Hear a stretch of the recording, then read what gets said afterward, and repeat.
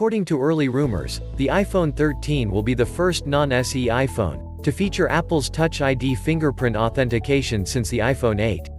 However, it appears that the story is going to be told differently when the phone is ready for release this September. According to Bloomberg, while Apple has been experimenting with the type of in-screen fingerprint readers that have become commonplace on Android, that feature will likely not appear on this year's iPhones. This is not only disappointing for those who prefer to use their fingerprint. While we all hope that the coronavirus pandemic would be over by now, there are worrying signs that the Delta variant could ensure our list of the best face masks becomes relevant again, posing a problem for Face ID.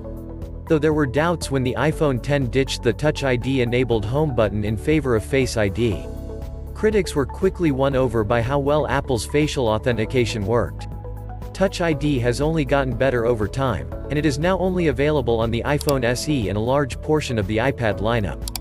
But then came the coronavirus, and the need to wear masks in public became critical. Face ID quickly became clear that if a person's mouth and nose were covered, it would struggle to recognize them. While there are workarounds for using Face ID as a mask wearer, the experience is still inconsistent.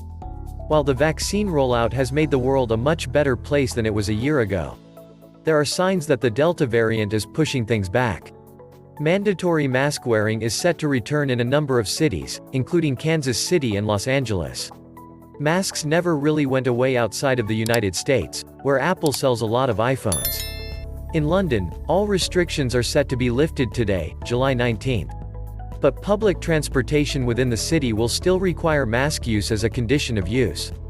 If an iPhone user wishes to use the London Underground subway system, they must choose between reducing security by disabling Face ID and risking their personal safety by briefly removing the mask. Neither is a particularly appealing option. Of course, there is still hope that Apple will include a Face ID alternative this year.